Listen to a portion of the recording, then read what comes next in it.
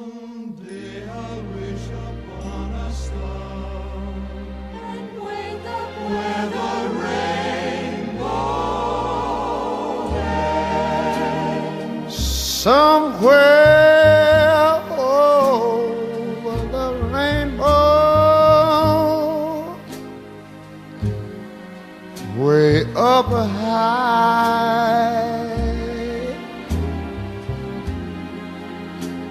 there's a land that I've heard of once in a lullaby.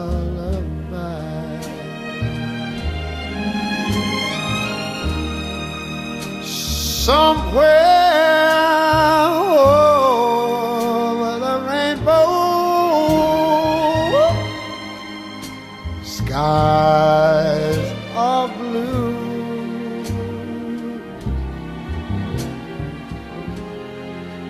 and the dreams that you dare to dream really do come true.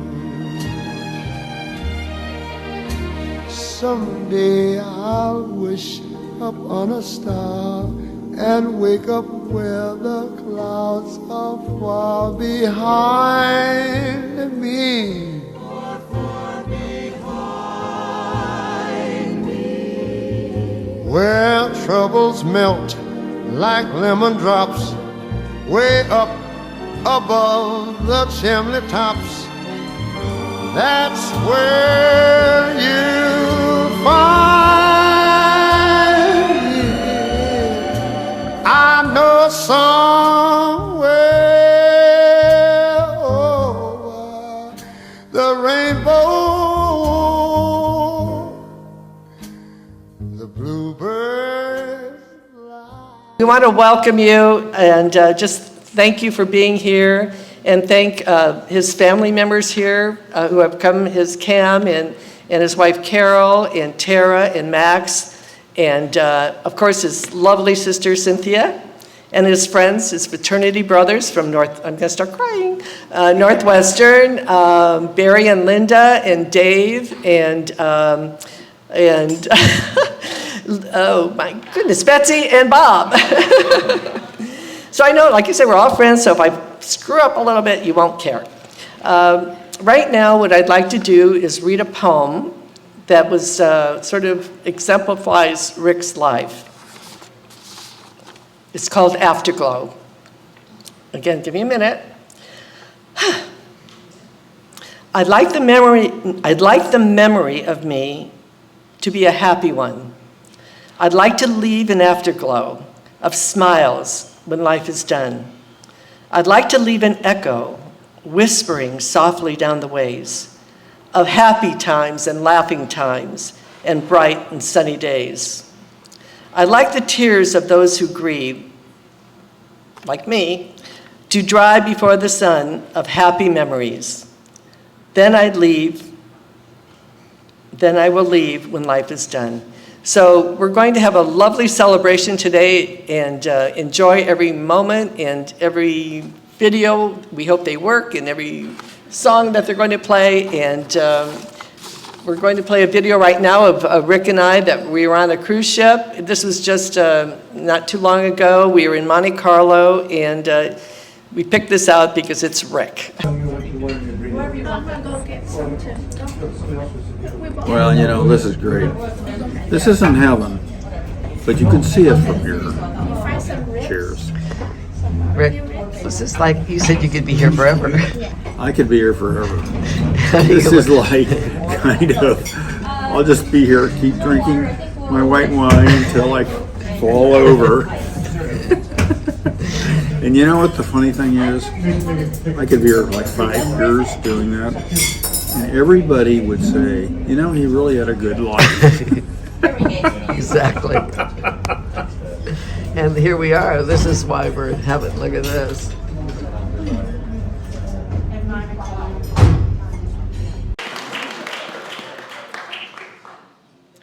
So now we'd like to raise a glass to Rick, who had a wonderful life, And now he is in heaven with the angels, toasting us back. God bless Rick, may he rest in peace, and keep drinking white wine and red. Let's go.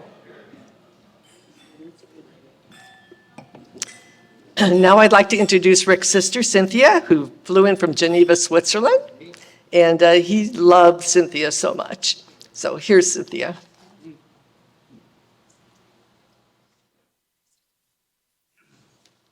Hello, everyone.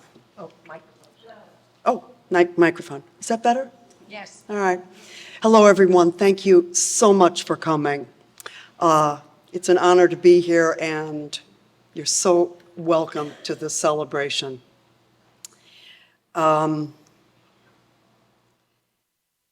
know that there's many among you here from the community, from Tiburon. I know Rick was very involved in the community, many activities, so I'm assuming that there's people here that were golf buddies, perhaps people from the wine club, the San Francisco Yacht Club, the library group, very important to him, and of course, Rotary, very important to my brother. He spoke of his friendships there and the good times, the lectures, many times to me.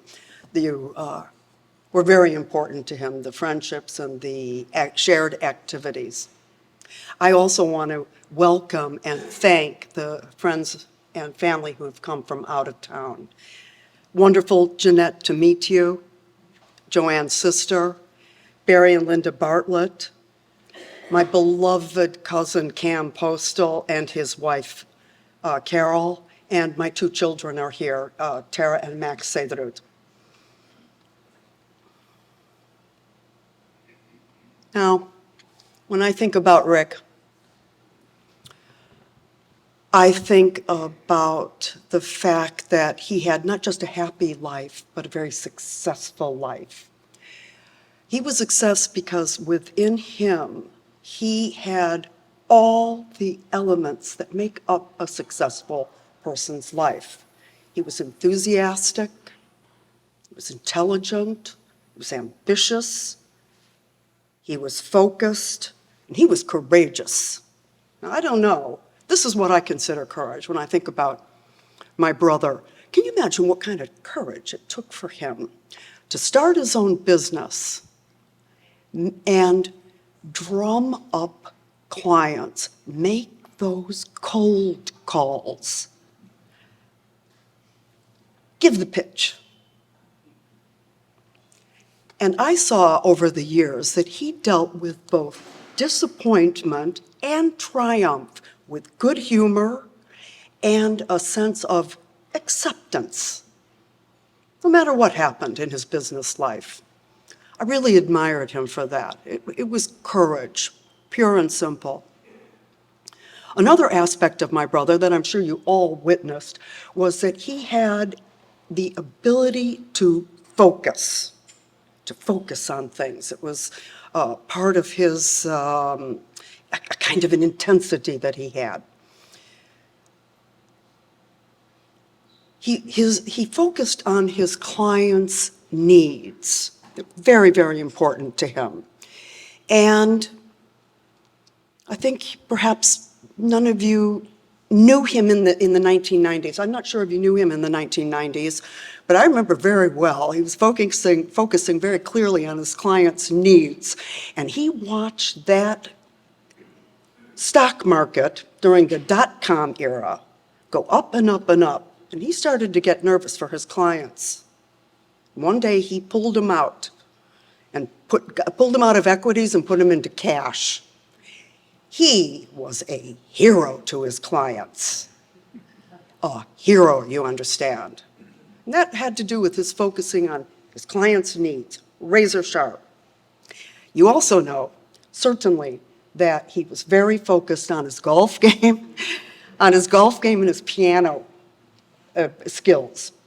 And he was one of those guys that knew that practice makes perfect, and he practiced every day, both the piano and most days he went off to the driving range at the Olympic Club and worked on that drive, you know? And he didn't play so much golf. He wasn't a guy who was going around playing 18 holes. He wanted to work out on the driving range and be the best, longest driver at the entire club. And even in his 70s, he was still winning contests for the longest drives. I thought it was remarkable. His devotion to music as well, that daily practice, working on it every single day. Practice makes perfect. Over and over again, working on the pieces, focusing on the pieces. He had this idea that through daily practice, he could attain mastery in these two endeavors, and he did. And he did. Boy, I admired him. In addition to that, now I'm not a golfer and I'm not a musician, but we did have something very, very important in common, and that was our interest in history, particularly military history from the 20th century. We read books. We've been reading the same books for over 40 years. And we talked regularly, despite the fact that I was in Switzerland, we talked regularly and at length about the books that we were reading and the ideas that we were getting about American history and the place of our military. And we had great conversations. I'm going to miss Rick for a lot of reasons, but the void in my life, not having him around to discuss history and to make book recommendations, it's a void that's unfillable, I'm sure, for the rest of my life. Now, my last remarks are for Joanne. The love of his life. Not only love, but so much fun. So much fun. The laughter, the companionship, and the travel, the fabulous travel. Not just any travel, high-end travel. So wonderful. I hope that all of you get a chance to take a look at some of the photograph albums that Joanne has brought today, so you can go and look through and get a little travel log of the many, many wonderful places that they went to all over the world, from Alaska to the Antarctic, from Europe all the way to New Zealand. Wonderful trips.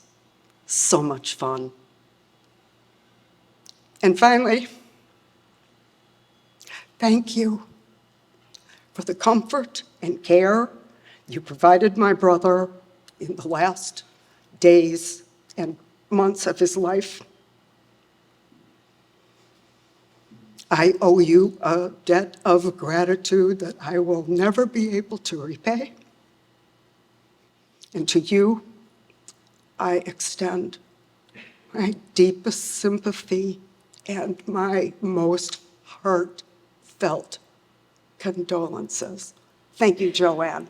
Thank you, everyone.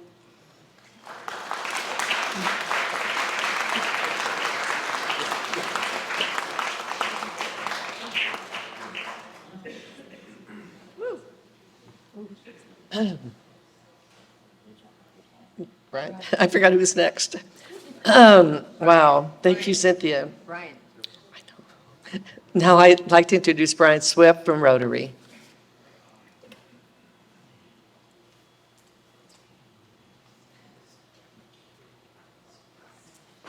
I'm not going to drink this while I'm up here talking, but it's a prop that I need for the end of my talk. So I met Rick when he joined our Rotary Club, which was towards the end of the year 2000.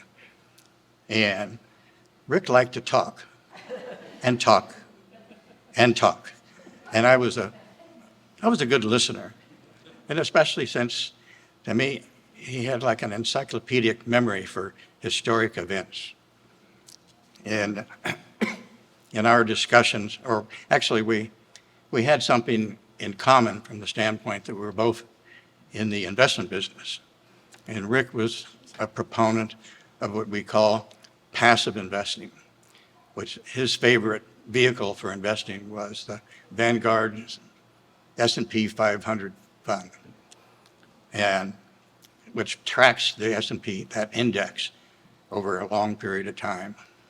And on the contrary, I was a stock picker and followed mostly technology companies that nobody has ever heard of. So Rick was a big proponent of dollar cost averaging over long periods of time, and you'd compound your assets and end up with a nice big stake.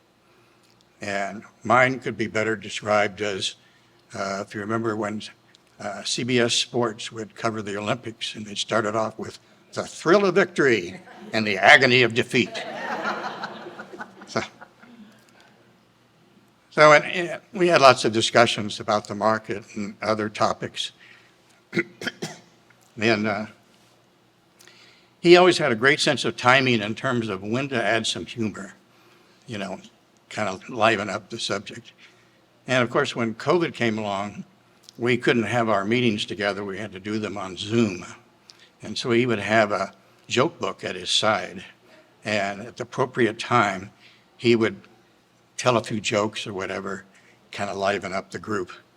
And we always had a few lawyers in our group, and he kind of took particular interest in throwing in a few lawyer jokes, as entertainment for us. So, Rick was very generous in both his time and his treasure, and was a very active participant in our fundraisers that we had, as well as participating in the volunteer projects that our club would come up with. And he was a very active member of both our Rotary Board as well as our foundation. But without a doubt, the best decision he ever made was when he teamed up with Joanne, who joined our club within a couple of years after he did. And as you can see from the videos, they had a great life together, traveling around the world. Excuse me. And of course, in the last few years of life, Joanne was there by his side to take care of him. And so what I'd like to do is propose a toast to Joanne on behalf of Rick with a great thank you, and to borrow from an entertainer. Thanks for the memories. Cheers.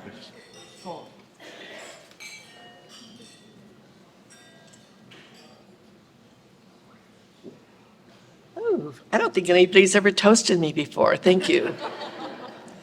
And now Rick loved the library because he loved books, as you all know. And we have Deborah Massolini from the library to tell a little bit about his work and his time on the library board.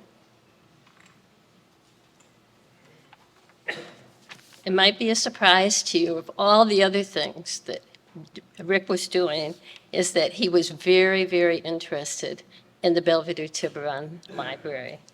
I used to tease him and say, "Are you going to come in here every day of the week?" He was just attached to the library. He was interested, as you all know, in the Tiburon community, and it was apparent that he loved the town. He gave more than 10 years in service, direct service, to the Belvedere Tiburon Library. Rick served on the Library Agency Board, which is the overseer of the library. He was there for every month of for 8 years to make sure that the library was doing what he thought they should be doing good books, and he had all different ideas for everything that he could come up in his head. Rick served on the Library Agency Board fiscal year 2011-2019. He was vice chair in 2015 and chair in 2016. He was on the Belvedere Tiburon Library Foundation also, and on the Peninsula Foundation for the library. Rick also helped the Belvedere Tiburon Library's capital campaign. In 2018, he received an award from the town of the Tiburon for his contribution to the community by serving on the Belvedere Tiburon Library Agency for so many years. Rick was often in the library and took the time to talk with the staff and the time to find out what was going on from programs to meeting and operations. The library was important to Rick, and he took the time to get involved in the library for over 20 years. He would stop by and sit down and have a talk. He loved parties. He was such a wonderful person, so interested in and so kind to everyone. He cared about the town and the institutions, as you all know, and I'm so sorry that he lost in such a young life.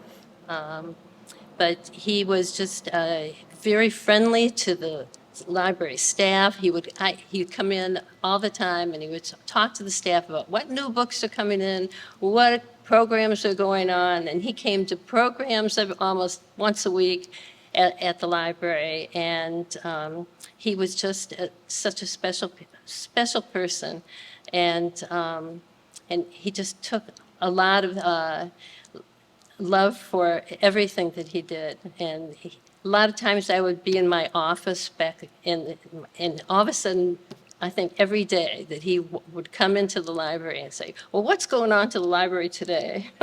And he was a wonderful, wonderful library patron and loved the library, loved the community, as you know. And I'm going to miss him a lot. Thank you. Thank you very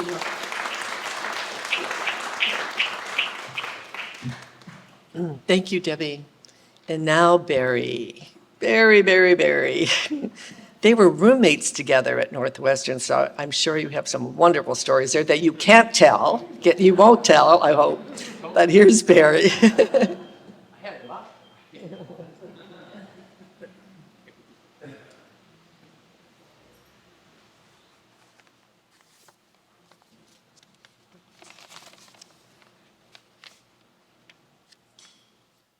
I first met Rick in 1965, so it's been almost 6 decades. Northwestern had a fraternity rush in the week before freshman classes started, and we were both rushing at the same time, and we ended up pledging the same fraternity house, Phi Kappa Psi. We have 2 of our fraternity brothers here in addition. Bob Unger and Dave Rowe are here. Bob from Colorado and Dave from Maryland. Too low? Gotcha. Sorry. My wife accuses me of that too. Speak up. The brotherhood of the fraternity meant a lot to Rick, and I may focus on that period because that was the time when we spent most of our time together and forged our friendship. The fraternity was a place of community for, think about it, 18-year-old kids that were away from home for the first time. And this was a ready-made place to have some friends, the support groups, etc. This was an unusually close group that continued to stay together in a group of 15 to 25 people that got together for 30 plus years. They got together twice a year for skiing on one weekend and playing golf on the other. And he didn't miss many of them. I think he probably had the best the best attendance record of just about anybody. We roomed together in the fraternity house in our sophomore year, and I have a snapshot in my mind of good days then. It would be a crisp, cool, sunny football Saturday, and the doors of the fraternity would be open.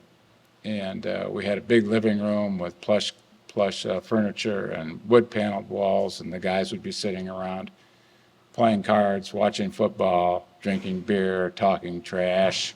And the kitchen manager would have a spread of pastries out there for those of us that were, well, I shouldn't say us, those of them that had hangovers from the night before's party. But it was a special time. Those were great days. There were no worries. There were few responsibilities. We had great aspirations. But who among us wouldn't have liked that for that period of time in our life? Rick and I moved into an apartment for our junior and senior year. He was a great roommate, maybe with the exception that he never saw a lunch or dinner plate that he didn't think should repose in the kitchen sink for 3 or 4 days, just to make sure that crusty food anneals itself to the ceramic. But I'm told that he got to be quite fastidious when he. Am I wrong? No? Okay. Maybe I got that wrong. I'm not sure. He was a word guy. He kept a dictionary by his nightstand with the idea that he was going to learn a new word every day. I was a word guy too, but I didn't have specific goals for learning these words. Let's just say that there was never a 5-letter word that was simple and direct and concise that couldn't be replaced with a 10-letter word that was ostentatious, obfuscatory, and obnoxious. But still, they were a lot of fun to use. And even up until about 6 weeks ago, when we were having our conversations, and they were long conversations, as Brian said, we were still talking about things that made us vocabulary nerds for sure. So our favorite word was rapprochement. So look it up. Long about our junior year, some of the guys came back with cars. Most of us didn't have any transportation up until then. Most of them were pretty crappy, beaters, but Bob Unker came back with a brand new Oldsmobile Tornado. Is that right? Yeah, okay. Brand new? Okay. It was very cool. That wasn't Rick's car. Rick was, he had an old Carmen Ghia that was about the size of a bread box. You could see the concrete through the floorboards of the car. It had no heater. It had a radio that sounded like a World War II walkie-talkie. And I don't think the window worked either. And so those of you who are local, are very familiar with Mark Twain saying, the coldest winter I ever spent was a summer in San Francisco. Well, the coldest winter I spent was in 1968 in Chicago, being carted around by, I called him Fred then, Rick, in this Carmen Ghia during that winter. And Linda and I would get stuffed into the passenger seat, and he was our ride, our 1968 Uber. And it's not that I wasn't grateful. I was grateful, but it was a sort of a frozen kind of a gratitude. We've talked about Rick and golf a little bit. He did. He came to school with a ready-made game, and I was also pretty good. But intramural sports were a big deal at Northwestern back then, and we represented the fraternity in a school-wide golf competition. Let's see, why did I bring this up? Oh yeah, we won. And listen, it wasn't like winning the Masters, but for us, it was like going 4-0 for the U.S. in the Ryder Cup. And we made a lot of hay out of that particular win. I never won another golf competition. And he had many more successes at his beloved Olympic Club. But I'll always have that memory with him and being really obnoxious about how we celebrated. Rick and I also enlisted in Navy ROTC together. It was a strange time. You know, the Vietnam War was being fought. We both had a sense that we should serve our country. It wasn't until a couple years after we were in that it became clear that this might not have been the most righteous war that the U.S. has ever fought. But that was a separate issue from what we felt our obligation was, and we had a lot of talks about it, the pros and the cons, and it meant a great deal to him that he served his country. And I was particularly excited when Joanne told me that he was going to have military honors, because that's a big deal, and it will mean a lot to him. I think that Rick would agree that in the long pull of time, that those years were some of the most meaningful in his life. I know they were for me. After we left college for the Navy, Rick and I never lived in the same city. Over the years, we continued to communicate with each other, sometimes more, sometimes less, but no matter how much time there was between the calls, it might have been just a continuation of a conversation we had over the backyard fence 2 hours beforehand. It was seamless, and it was something that meant a lot to us. I can say this about him: if you wanted to talk for 30 minutes about the mechanics of the golf swing, or Nick Faldo's new instruction book, Rick was your man. I mean, he could go on, and I could too. It was a good mix. He had a wonderful sense of humor. He wasn't the kind of guy that, you know, slapped you on the back and said, "Did I tell you the one about the guy who walked into a bar with a chicken, a pig, and a duck?" But it was more observational, very wry, very low-key, very smart humor. And he laughed a lot. He laughed explosively sometimes. We had a lot of laughs together, and that's one of the things I remember mostly about him, was how easily he laughed. So, as you can tell from today, Rick was a member of many brotherhoods, and by that I mean in the broadest sense of community with a common purpose.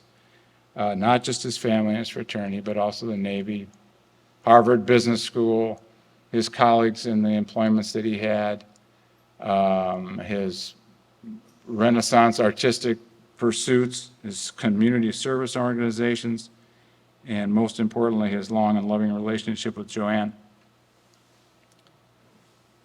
That was probably the best decision he ever made, was to find her and keep her right where she should be with him. Every one of those brotherhoods, those communities, was enriched by his presence. He achieved the trifecta of what a man should strive for, and that is to be loved, to be admired, and to, maybe most importantly, to be respected. There are no words, whether the five-letter words that are simple and concise or the big words that are pretentious. There's no combination that we can put them together in a way that relieves the grief we have today. We can get some solace from the memory of Rick's life, a very well-lived life, and acknowledge that we were blessed to be part of it. Thank you.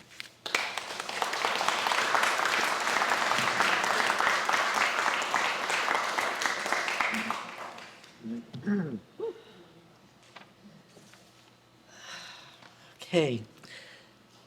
I think you're all familiar with the movie Harry and Sally. I think, maybe. But Rick and I met 21 years ago at Rotary. And for about a year at Rotary, For about a year, he would sit next to me all the time, at dinner, and I think, why is this man always sitting next to me? But there's other people here, but we became friends. We were friends first, and that's what was so special. And he took me once to the black and white ball, and I'll never forget, we had such a great time.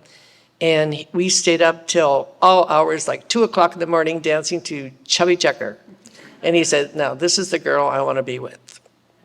And we were together 21 years, which is fabulous. We had wonderful, wonderful travels together and just great, great times traveling around the world. But what was really special to us was actually being at home. Because sometimes there is no place like home, especially when a pandemic hits. We realized that we were really at home. And what was great about that, we discovered Cafe Joanna, which is my house. And we'd have dinner there every night. Now, I didn't necessarily cook every night because there's takeout and Uber delivery and all that, which really helped me. But we had wonderful dinners, and Rick would say, we sit here for 2 hours and we talk. He said, sometimes I wonder, what are we going to talk about? Well, we always have something to talk about.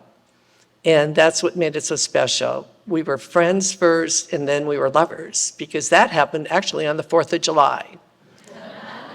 And there were a lot of fireworks in Tiburon on that night. And it was really the 4th of July, and that's when we'd celebrate our anniversary every year on the 4th of July. So it was very special. Now, one of the fondest memories of Rick is we went to Golden Gate Park once. They have this annual event where they put these beautiful pianos in the park. I think there's about 12 pianos. And it's in the Botanical Gardens. And he, as you already heard, he loved playing the piano. So we found this beautiful piano, which I think there was a picture of him in the white piano. And he sat down and he started playing. And he started playing Somewhere Over the Rainbow. And he was beautiful. He just, and he just playing, and all these people started just gathering around and just listening to him and everything. And he got nervous. And he started, rather than, he was like boom, boom, boom. And all these people slowly started moving away. And I was like, oh my God, I was so proud of him when they were coming, and then they're moving away, and I was ready to oh my God, I'm gonna throw up, And it was just, I felt so bad for him. I felt really bad. But they just literally, they all dispersed. They were gone, and he's still trying to play the piano. So anyway, he stopped. He said, I think I messed up a little bit. I said, no, Rick, you were beautiful at the beginning. I said, all you have to do is but he tried to work on a lot of songs. At one time, he said, just pick out 5 songs and work on those. So that's what he did. He started working on 5 songs, and then he progressed to more songs after that, but he had really, really did well with 5 songs. And now we have a little presentation of Rick to show you that he did perfect his piano.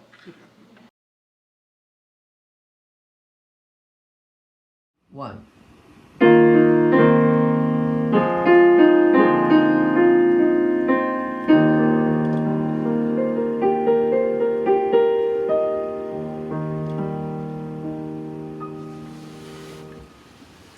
Hi everybody. I'm going to take you on an adventure that I have been on for several years now in learning to play the piano. And what I'm going to do is I'm going to play 3 songs for you from what we call the Great American Songbook, which is that body of work of songs from 1925 to 1975, basically Jerome Kern all the way to Stephen Sondheim. So what I'm going to play for you is Over the Rainbow, which everyone recognizes, probably the most recognizable pop song from The Wizard of Oz, written by Harold Arlen, and then 2 by Jerome Kern. All the Things You Are, and Smoke Gets in Your Eyes. Hope you enjoy it.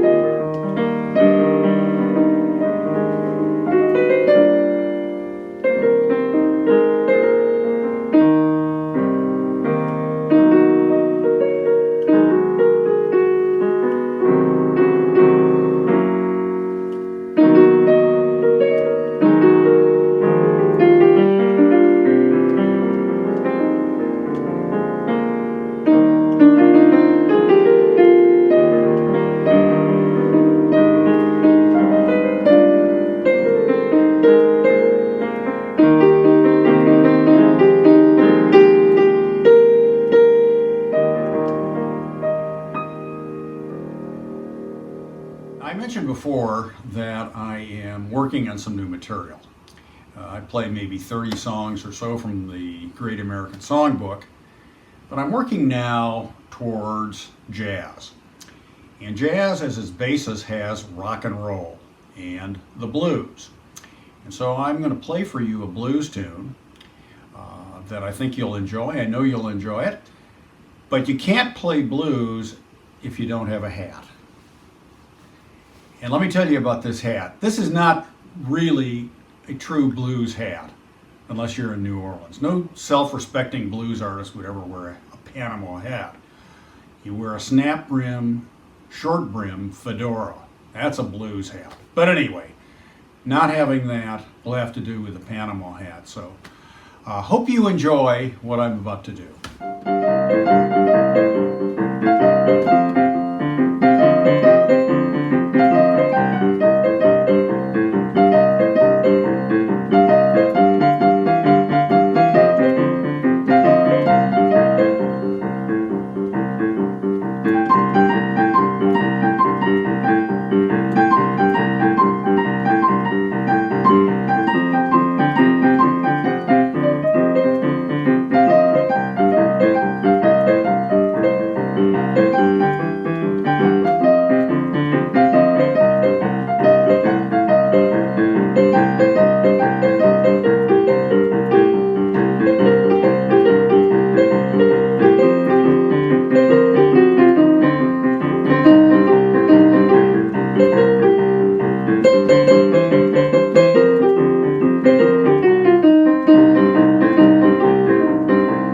Okay, that of course was blues, and what I'm going to play for you now is rock and roll, which is simply fast blues.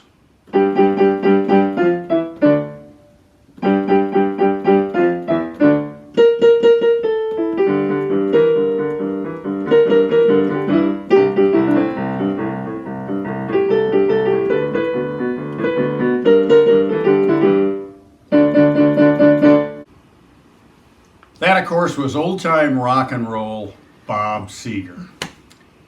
Thank you very much for taking the ride with me, and we'll see you soon.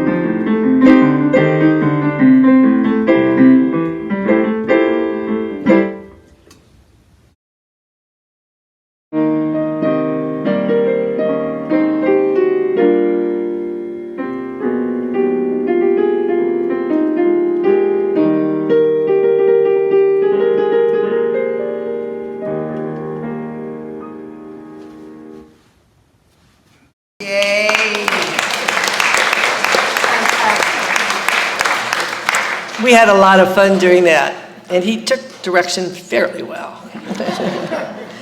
Anyway, we're going to do one more video, two more videos. One is just a short video that we happen to be at Point Lobos in Carmel, Point Lobos, and that was one of Rick's favorite places, and that's going to be his final resting place when we're able to do that.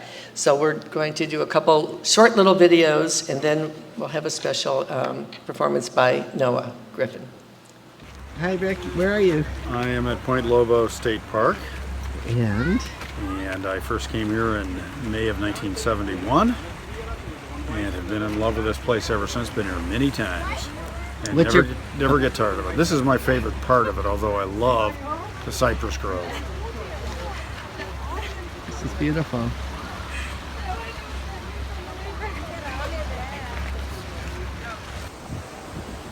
Happy trails To you until we meet again.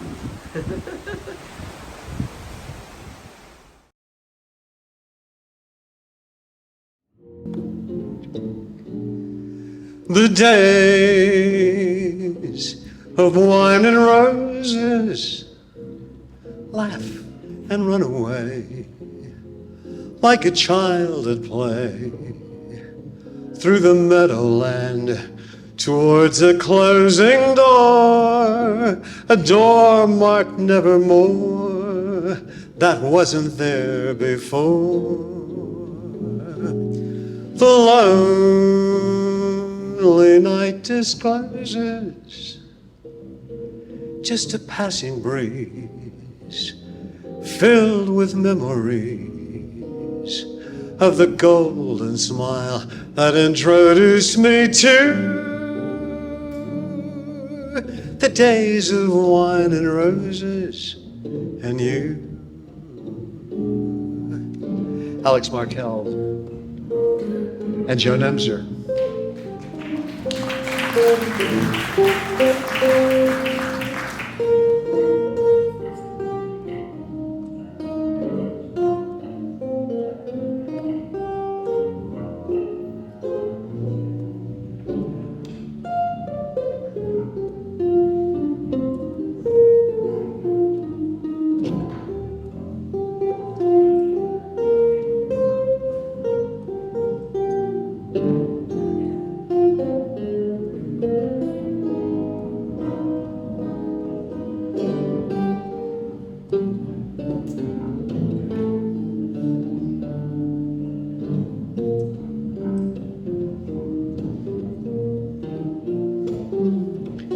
The days of wine and roses, they laugh and run away like a child at play through the meadowland towards a closing door, door marked nevermore that wasn't there before.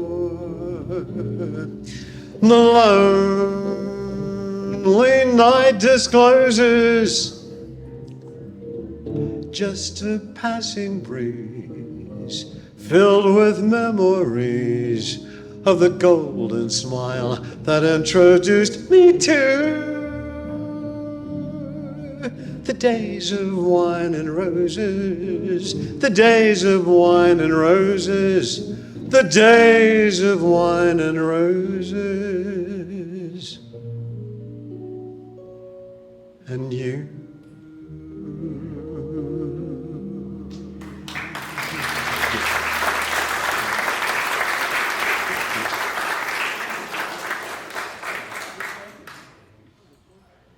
The way you wear your hat,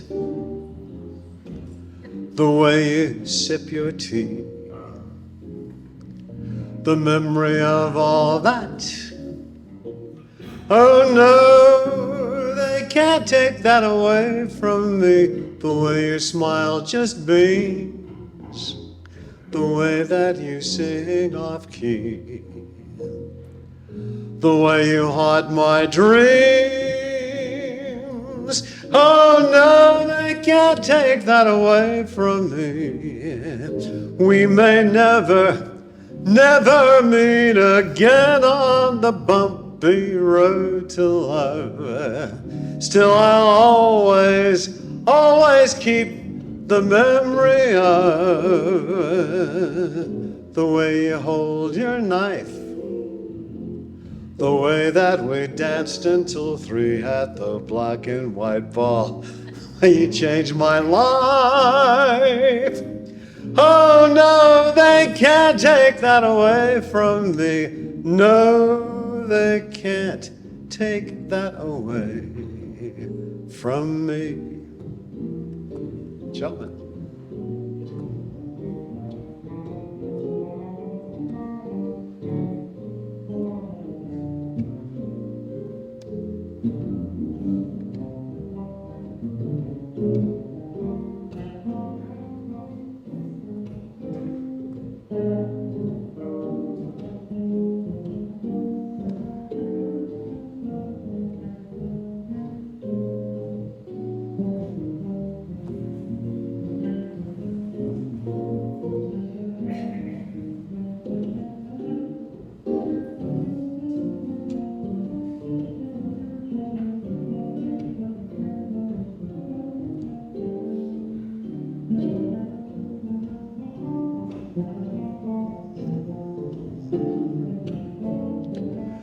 The way you hold your knife, the way that we chappy checker till 3, the way you changed my life.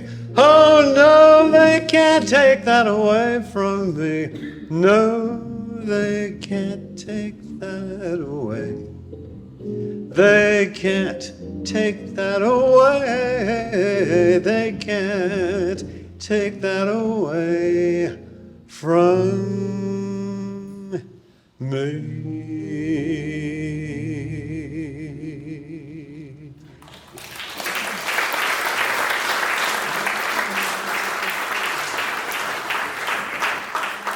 Somewhere over the rainbow, way up high, there's a land that I heard of once in a lullaby. Somewhere over the rainbow, bluebirds fly, birds fly over the rainbow. Why then, oh why can't I? Someday I'll wish upon a star and wake up where the clouds are far behind me,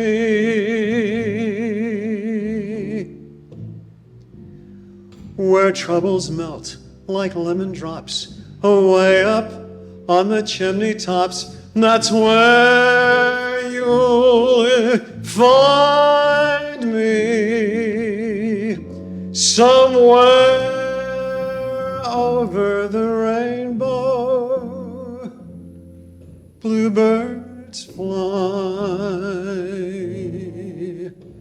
birds fly over the rainbow. Why then, oh why can't I?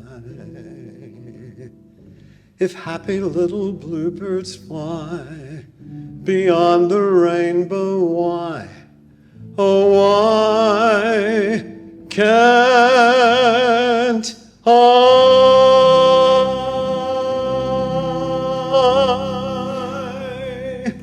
Thank you all very much.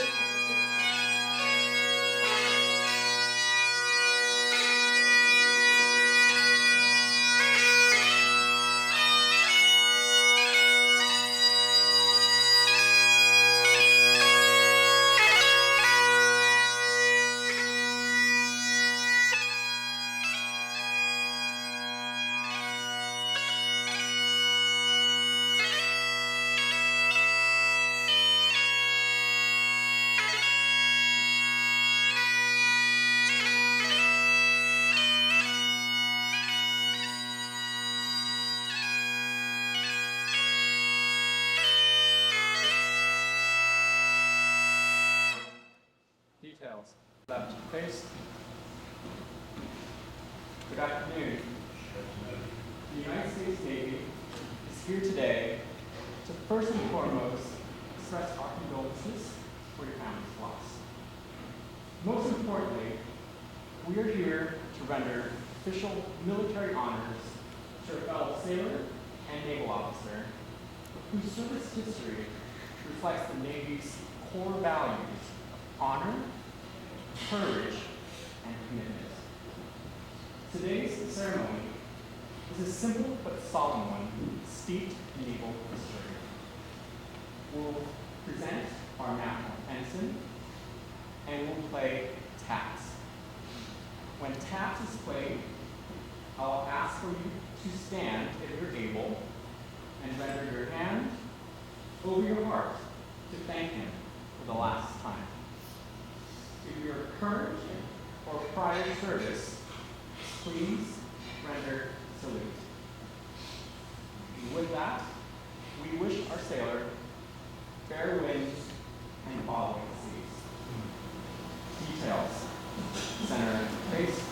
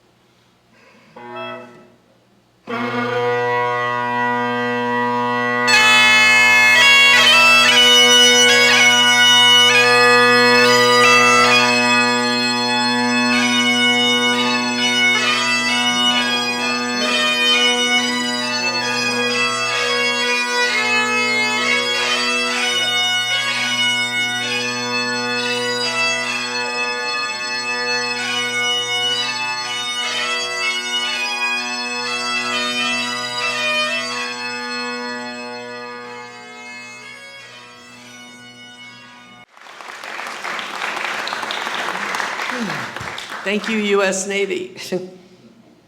I was always a Navy girl. Anyway, that concludes it concludes the celebration. We're going to start celebrating now.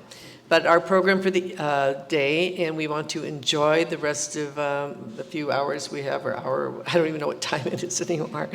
But I just thank you all for being here today. I really appreciate it, and I love all of you. I mean, everybody I know here, and that's the best part of this whole day. So enjoy some wine, some more wine, some food, and we've got a lot of things. They'll even play some dance songs if you want to dance, you know. Because actually, I forgot, one thing I forgot to mention after Rick and I had our 2-hour dinners in front of the fireplace at Cafe Joanna. Sorry, I held it together until now. We'd always dance afterwards. That's why you have the jitterbug thing there. He was trying to learn how to jitterbug, which I taught him, but he was teaching me how to waltz.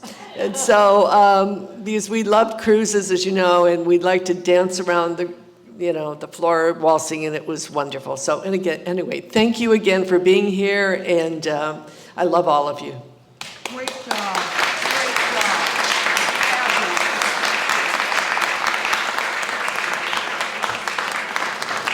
It was a beautiful ceremony. Joanne, you did an incredible job. Thank you very much for inviting us. It was quite the man. We served quite a few meals for children together on Chris's Christmas cruise, and he certainly will be missed. Hi, Joanne. The service that we just sat through was the most amazing I have ever experienced. Your love for Rick and his for you was outstanding, indescribable. I loved our dances together on Valentine's Day when we would dance, Rick would play the piano. We had many good experiences, and just so happy to have known him and to be your friend. Well, Rick was very special to me. I worked with him for over 18 years, and he always was positive, and I know he's in a beautiful space now. A great friend, great advisor, and a great neighbor, and I'll miss him. I want to thank you for having the celebration. Very impressive, and I think I got something in my eye at the end. Thank you.